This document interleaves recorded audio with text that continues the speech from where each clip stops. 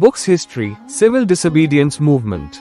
Introduction, Parichay. Hello, students. Today, we are diving into one of the most important chapters in India's freedom struggle, the Civil Disobedience Movement, Savinay Avagya Andolan. Imagine a time when the rules and laws of the British government were unfair to Indians. This movement was a peaceful way to tell the British, we will not obey your unjust laws anymore. It was a call for complete independence, Purn Swaraj. 1. The decision to launch the movement, Andolan Shuru Karne Ka Nirnay. After the Lahore session of the Indian National Congress, the goal became clear, complete independence. Mahatma Gandhi decided this was the time to launch the Civil Disobedience Movement. English read, before starting the movement, Gandhiji put up various demands in front of the British government. One of the most important demands was to cancel the salt tax and the British government's monopoly, sole right, on the manufacture of salt.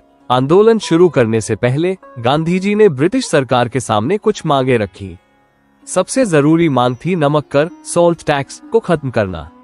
नमक तो हम सब खाते हैं, यह एक जरूरी चीज है ना? Concept: The British rejected Gandhiji's demands. Therefore, he decided to start the Satyagraha, peaceful resistance, by breaking the Salt Act all over India. The Salt Satyagraha was chosen because salt is an important ingredient in the food of common people, and taxing it was considered unjust. Analogy: taxing salt was like taxing water or air, something essential for every person, rich or poor. By breaking the salt law, Gandhiji aimed to break all the oppressive and unjust laws of the British government through peace. Though the iconic Dandi March, Prasiddh Dandi Yatra, the Salt Satyagraha began with the famous Dandi March. Gandhiji chose Dandi, a seashore in Gujarat, to begin the Salt Satyagraha. On March 12, 1930, Gandhiji set out from Sabarmati Ashram with 78 followers. They covered a distance of approximately 385 kilometers on foot. On the way, Gandhiji delivered speeches, appealing to the people to be fearless and join the civil disobedience movement. Gandhiji ने नमक बनाने के लिए गुजरात में समुद्र के किनारे वाली जगह दांडी को चुना। 12 मार्च 1930 को गांधीजी ने साबरमती आश्रम से अपने 78 साथियों के साथ पैदल चलना शुरू किया। उन्होंने लगभग 385 किलोमीटर की दूरी पैदल तय की। रास्ते में वो गांव-गांव में भाषण देते थे और लोगों को आंदोलन में शामिल होने के लिए प्रोत्साहित करते थे।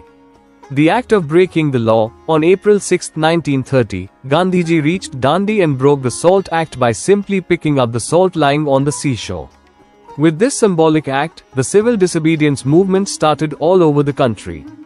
Teen. Spread of the movement, Andolan ka Phailaav, the spirit of breaking unjust laws spread across India. A. The Peshawar Satyagraha. Leader. In the northwest frontier, the movement was led by Khan Abdul Ghaffar Khan. He was a loyal follower of Gandhi and was known as Frontier Gandhi, Sarhadi Gandhi. Organization. He founded the organization called Khuda-i Khidmatgar. Event. During the Satyagraha in Peshawar, the British government ordered the Garhwal regiment to open fire on the Satyagrahis. But Chand Singh Thakur, an officer of the regiment, bravely refused to open fire on his own people.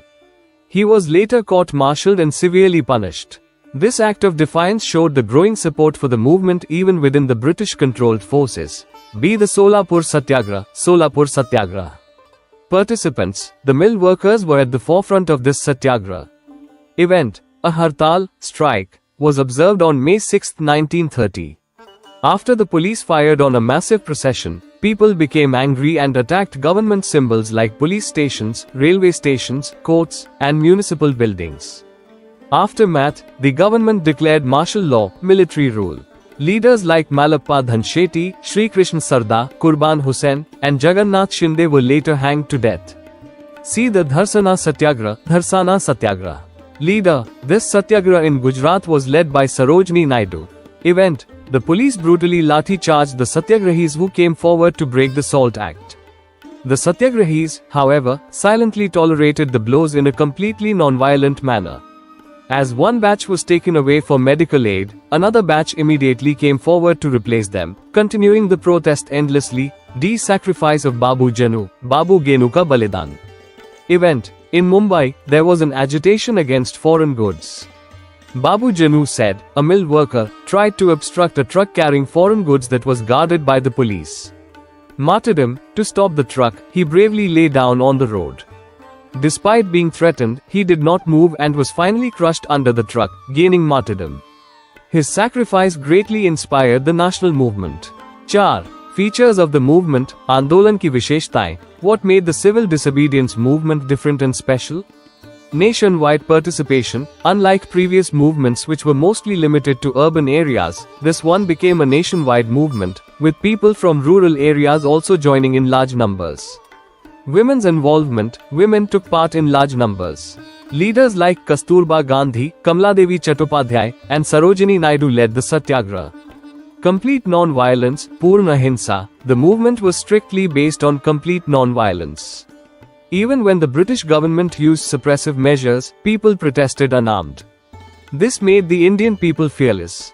5. Round table conferences and pacts. Golmet Sammelan or Samjhaute. While the movement was going on, the British Prime Minister, Ramsay MacDonald, decided to discuss constitutional issues regarding India by organizing a conference in London. These were called the Round Table Conferences. 3 were held between 1930 and 1932. A first Round Table Conference, 1930. Participants, representatives from England and India, including Dr. Babasaheb Ambedkar, Sir Tez Bahadur Saprao, and Barrister Jinnah, participated.